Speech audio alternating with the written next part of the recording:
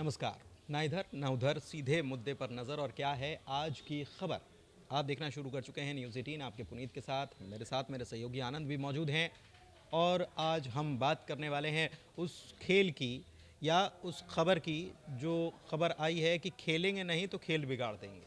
जी हाँ, Joe Biden को लेकर कुछ खबरें ऐसी ही आ रही हैं। दरअसल यूक्रेन और रूस के बीच जो युद्ध चल रहा है उसमें एक अनुमति यूक्रेन को दे दी गई है, या यूं कहें कि अमेरिका की तरफ से यूक्रेन को मिल गया है ब्रह्मास्त्र, जिसका इंतज़ार वो लंबे वक्त से कर रहा था। और एक प्रकार से ये भी हम कह सकते हैं कि ये विक्ट्री साइन यूक्रेन के लिए यूक्रेन मानकर चल रहा है। लेकिन रूस ने कह दिया है कि अगर ऐसा हुआ तो अच्छा नहीं होगा। क्या कुछ खबरें तैर रही हैं, ये सारी खबरों पर आज हम चर्चा करने वाले हैं। तो आनंद के पास सीधे चलते हैं और उनसे बात करते हैं कि क्या हुआ है। आनंद, सबसे पहले बताइए कि बिल्कुल, क्या पावर मिली है यूक्रेन को? बिल्कुल। यूक्रेन को पावर मिली है कि असल में खबर तो ये है कि अभी तो बाइडन की तो यहाँ पर अभी विदाई होने वाली है 2 महीने पहले। इसको लेकर के जब विदाई वाली समय पता चला यूक्रेन को, तो यूक्रेन एकदम परेशान था कि अब करना क्या है। क्योंकि ट्रंप आ रहे हैं और ट्रंप पहले ही मतलब कि मतलब बयान दे चुके हैं कि भाई मैं युद्ध को खत्म करवा दूंगा। लेकिन मामला अब यहाँ पर फंस गया है कि बाइडन जो चाल चले हैं वो चाल से ट्रंप भी हैरान है, प्लस रूस भी। उधर रूस भी खुश था कि अब चलो बाइडन आ रहे हैं, ट्रंप आ रहे हैं, हाँ, तो अब अपने मित्र आ रहे हैं तो बहुत सारे जो प्रतिबंध है वो हटेंगे। लेकिन इसी बीच तब तक जो बाइडन का ये फैसला जो आ गया, इस फैसले से यूक्रेन में तो खुशी मची है, लेकिन रूस में मातम फैला हुआ है। मतलब मातमी सन्नाटा है रूस में। खबर ये है कि यूक्रेन को अमेरिका ने इजाज़त दे दिया है कि यूक्रेन रूस पर लंबी दूरी की मिसाइल फायर कर सकती है। और वो मिसाइल का नाम है अटैक डेम्स। और ये अटैक डेम्स का ये खासियत ये है कि ये यूक्रेन जो है एक तरीके से जिस जगह पर भी ये हमला करेगा वो क्षेत्र एकदम तरीके से तबाह हो जाएगा। हाँ, तब मतलब बहुत बड़ी पावरफुल मिसाइल है। दरअसल आपको बता देते हैं कि ये अटैक डेम्स क्या है, इसके बारे में हम बात करेंगे। इसकी रेंज क्या है ये बताएंगे, इसकी कीमत क्या है ये बताएंगे, कहाँ इसका इस्तेमाल किया इसके बारे में भी हम बातचीत करने वाले हैं। लेकिन दरअसल अब जो 1 महीने से ज़्यादा का वक्त बचा है, क्योंकि बाइडन जाने वाले हैं और जाते जाते बाइडन कुछ ऐसे फैसले ले रहे हैं जिसके बारे में अब जूनियर ट्रंप, मतलब ट्रंप के बेटे जो हैं, उनकी तरफ से ये कहा जा रहा है कि जानबूझ करके ऐसा माहौल बनाया जा रहा है और इस प्रकार की व्यूह रचना की जा रही है कि दुनिया को झोंक दिया जाएगा तीसरे विश्व युद्ध में। चाहे वो रूस और यूक्रेन के बीच की बात हो, या फिर जो एक तरफ इजराइल हमास और गाज़ा में जो कुछ चल रहा है, या ईरान इजराइल के ख़िलाफ़ जो खेल हो रहा है, ये सारी चीज़ें जो हैं इसको एक नए तरीके से रचने की कोशिश की जा रही है। और खेलेंगे नहीं तो खेल बिगाड़ेंगे, यानी कि जाते जाते हम गेम ब्रेकर बन जाएंगे, गेम चेंजर से। बिल्कुल। इस फैसले से क्या है कि बहुत सारी प्रतिक्रिया आई हैं। पहली प्रतिक्रिया है यूक्रेन के जो राष्ट्रपति हैं, हाँ, जेलेंस्की। उन्होंने कहा है इस फैसले का वो सम्मान करते हैं और बहुत ही मतलब बाइडन सरकार को बहुत ही उन्होंने धन्यवाद दिया है और कहा है कि जितने भी हमारे साझेदार हैं मैं उनका आभार व्यक्त करता हूं। और इसी दौरान उन्होंने बोला कि यूक्रेन को मजबूत बनाने के लिए उन्होंने एक विक्ट्री प्लान लाया है। ये विक्ट्री प्लान क्या है? विक्ट्री प्लान ये है कि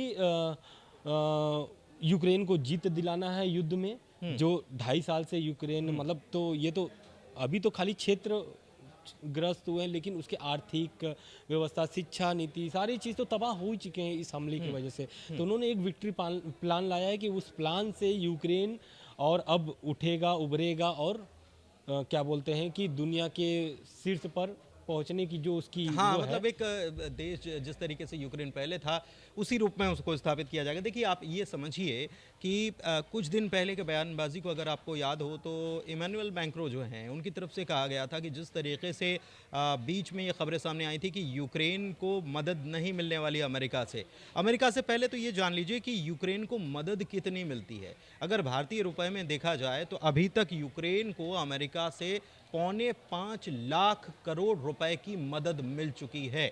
तो ये बहुत बड़ी रकम होती है। लेकिन अब जब मदद ना मिलने की बातें सामने आई, जब ट्रंप की जीत हो गई, तो ऐसा लगा कि ट्रंप जो है, जो मदद अमेरिका की तरफ से यूक्रेन को दी जा रही है वो नहीं दी जाएगी। तो इमैनुअल मैक्रों ने कहा था कि अगर ऐसा होता है तो मुश्किल हो जाएगी और नाटो के लिए ये मुसीबत खड़ा हो जाएगी, और नाटो जैसा जो संगठन है वो एक प्रकार से उसमें टूट पड़ जाएगी। बिल्कुल, उन्होंने लेकिन ये भी कहा। बिल्कुल सही बात है। लेकिन इसके बाद बाइडेन सरकार का भी बयान आया है इस पर कि ये फैसला लिया क्यों गया है। फैसला इसलिए लिया गया है कि बाइडेन सरकार का साफ तौर से कहना है कि यूक्रेन पर बहुत ही रूस का जो हमला है लगातार जारी है और यूक्रेन एकदम मतलब कि परेशान हो चुका है। और ये फैसला इसलिए उसको उन्होंने लिया है कि क्योंकि रूस के साथ उत्तर कोरिया आ चुका है और उत्तर कोरिया के सैनिक जो है वो उनकी तैनाती हो चुकी है। पश्चिमी रूस में हाँ। तैनात है। हाँ, तो कुर्स्क इलाके में इसको तैनात है। रोकने के लिए बाइडेन प्रशासन ने ये फैसला लिया है कि अब यूक्रेन लंबी दूरी की जो मिसाइलें हैं वो युद्ध में यूज कर सकता है। दरअसल यूक्रेन जो है वो बहुत लंबे वक्त से ये मांग कर रहा था कि उसे लंबी दूरी की मिसाइलों का इस्तेमाल करने की इजाज़त दी जाए, लेकिन अमेरिका दे नहीं रहा था। अमेरिका ने इजाज़त दे दी है। अब यूक्रेन अगर ब्रह्मास्त्र मिल गया है तो सबसे बड़ी बात यह है कि क्या उसका इस्तेमाल पूरे जगह पर कर पाएगा, पूरे युद्ध के मैदान में कर पाएगा। दरअसल यूक्रेन जो है वो इस बात को लेकर चिंतित था कि अगर ट्रंप आ जाते हैं और उसे लंबी दूरी की मिसाइल जो कि वो मांग कर रहा था वो नहीं मिलती है तो उसके हाथ से ये युद्ध निकल सकता है। सबसे बड़ी बात यह है कि कुर्स्क जिस इलाके पर कब्जा कर लिया था यूक्रेन के द्वारा, वो इलाका जो है वहाँ पर एक बार फिर से रूस ने अटैक किया और वहाँ पर खबरें ये आ रही है कि उत्तर कोरिया के सैनिक भी उस अटैक में शामिल हैं और वहाँ पर बहुत बड़ी जंग जो है वो चल रही है। और इस जंग को फिर से वापस अपने पाले में करने के लिए उस इलाके में, यानी कि पश्चिमी रूस जिसका जिक्र आनंद कर रहे थे, उस इलाके में उस मिसाइल का इस्तेमाल किया जा सकता है, यानी कि सीमित इस्तेमाल करने की इजाज़त अमेरिका ने दी है।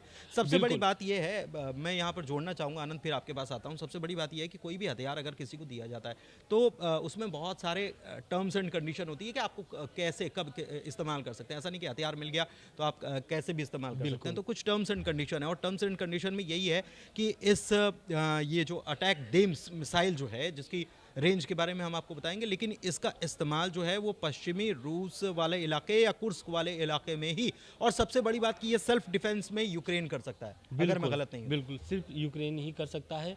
और इधर जो इस फैसले के बाद जो रूस का बयान आया है, रूस के बयान में ये है कि ये बिल्कुल यानी कि पुतिन का बयान है, यानी रूस प्रशासन का बयान, एक तरीके से हम बोल सकते हैं कि रूस सरकार का बयान है कि ये जो फैसला बाइडन ने लिया है, इस बाइडन मतलब कि ये फैसला जो है उसकाने वाली है, यानी कि एक तरीके से युद्ध को और बड़ा करने वाला है, करने वाली चीज़ है। बिल्कुल इसको लेकर के रूस ने बोला है कि मैं इस पर जवाबी अगर होता है हमला, जो रूस ने अमेरिका ने जो इजाज़त दिया है मिसाइल का, अगर यानी कि अटैक डैम्स का अगर हमला होता है मिसाइल का, तो रूस भी इस पर पलटवार करेगा और रूस झुकने वाला नहीं। और साहब उसने बोल दिया है कि ये जो उत्तर कोरिया की जो सैनिक हैं वो अब बढ़ के 50,000 हो जाएंगे, यानी कि कुल पहले 13,000 थे, अब हो सकता है कि ये 50,000 सैनिक तैनात हो सकते हैं पश्चिमी रूस में। इसके अलावा एक बड़ी बात ये भी है कि रूस की तरफ से ये कह दिया गया है कि अगर आप फिर अटैक डेम्स का इस्तेमाल कर रहे हैं तो हम ये मान लेंगे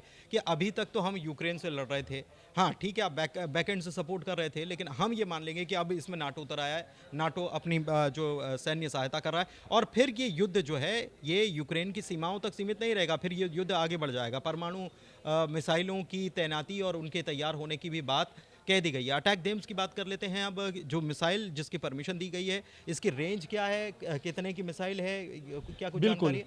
इसकी देखिए पहले तो हम बता दें कि इसकी कीमत क्या है। हाँ, इसकी कीमत क्या है? इसकी कीमत यह है कि करीब 13 करोड़ रुपए, हाँ। यानी एक मिसाइल की कीमत जो है वो 13 करोड़ रुपए है। और ये मिसाइल पहले ईरान पर भी इस्तेमाल कर चुका है अमेरिका 1991 में। 1991 युद्ध में इराक के खिलाफ इराक के खिलाफ 1991 में ये इस्तेमाल कर चुका है अमेरिका अटैक डैम्स का।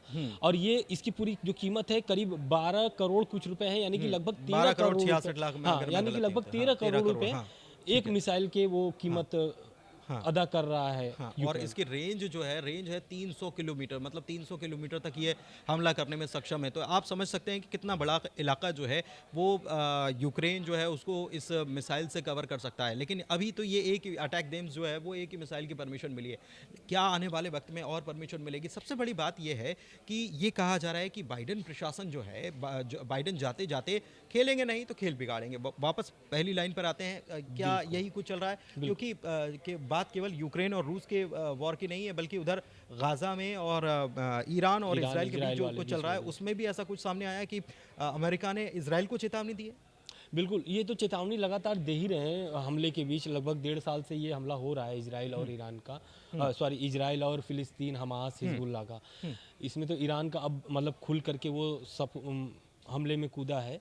लेकिन ये लगातार इजराइल बोल चुका है कि अगर हमला होगा तो मैं लगातार कोई भी देश हो मैं उसको छोड़ने वाला नहीं हूँ। कोई भी देश मतलब कि जैसे कि ईरान, हिजबुल्लाह, लेकिन तो लेकिन लेबनान में, सीरिया में भी हालांकि हमला देखिए हुआ। मिडिल ईस्ट की तो बात नहीं कर रहे हैं, रूस यूक्रेन की बात कर रहे हैं। लेकिन फिर जाते जाते हम आपको बता देते हैं कि दरअसल बात यह है कि अब तुर्की जो है, तुर्की भी इस मामले में कूद पड़ा है। और तुर्की जो है वो नाटो का सदस्य है, और नाटो का सदस्य है तो क्या तुर्की से बैर लेना इसराइल कोशिश करेगा या बैर लेने की स्थिति में है? सबसे बड़ी बात यह है क्योंकि तुर्की से इजाज़त मांगी गई थी इसराइल के राष्ट्रपति को वहाँ से फ्लाई करना था और उसके एयर स्पेस का इस्तेमाल करना था। एयर स्पेस का इस्तेमाल करने की इजाज़त नहीं दी गई, एक बड़ी बात। दूसरी बड़ी बात यह है कि गाज़ा में जो कुछ चल रहा है, जो अटैक किया जा रहा है इसराइल की तरफ से, उसके बाद अमेरिका की तरफ से तो कहा ही गया कि हम आपके ऊपर बैन लगाएंगे और बहुत सारे प्रतिबंध लगाए जाएंगे, क्योंकि ये ह्यूमैनिटेरियन ग्राउंड पर बिल्कुल ठीक नहीं है। और पोप की तरफ से भी बयान आया। तो एक प्रकार से ये जो है, जबकि आपको ये भी बताएं कि ये जो बाइडेन की तरफ से ये सब कुछ हो रहा है। और इसके पहले आनंद, ट्रंप ने ये कहा था इसराइल को कि भाई आप तो अटैक करो, ईरान के ऊपर अटैक करो, उसके परमाणु ठिकाने, उसके तेल ठिकाने, उसके ऊपर आप अटैक करो। और उधर मान के चल रहा था इसराइल की 20 तारीख लास्ट डेट है, डेडलाइन हमको खत्म करना है। और लेकिन वही ट्रम्प प्रशासन जो अभी आने वाली है, उन्हीं मतलब कि ट्रम्प सरकार में मंत्री बनने वाले हैं एलन मस्क।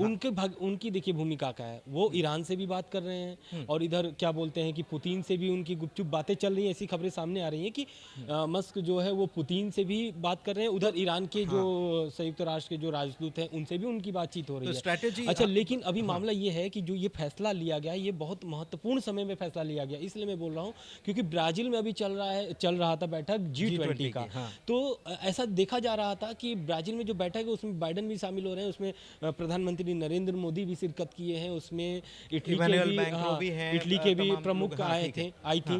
तो कुल मिलाकर के ऐसा देखा जा रहा था कि बाइडेन जाने वाले हैं, लेकिन ये जाते जाते इस बैठक में हो सकता है कुछ ऐसी जानकारियां दे लोगों को कि मतलब कि युद्ध को लेकर के रूस यूक्रेन को। लेकिन ये जो फैसला था एकदम पलट गया। मतलब मुश्किल वो कुल मिलाकर ये कहा जा रहा है कि मुश्किल ट्रंप के लिए, जूनियर ट्रंप ने भी कह दिया कि ट्रंप के लिए मुश्किल खड़ी की जा रही है। लेकिन आप ये समझिए कि ट्रंप जब ये पहले से कहते आ रहे हैं, चुनाव जीतने से पहले से चुनाव जीत चुके हैं, उन्होंने अपनी नियुक्तियां करनी भी शुरू कर दी है, तो जाहिर सी बात है कि ट्रंप के मन में भी कुछ दिमाग में कुछ ना कुछ चल रहा होगा। और इसका पलटवार कैसे की जाए, इसका ये जो खेल चल रहा है इसमें कैसे हो सकता है कि रूस से कहा जाए कि आप थोड़ा संयम बरतो, थोड़ा हमको आने तो दो, 20 तारीख का इंतजार। बिल्कुल, जबकि हम लोग देखिए अगले वीडियो में ये बात भी किए थे कि हो सकता है कि बाइडेन जाते जाते युद्ध खत्म कर दें।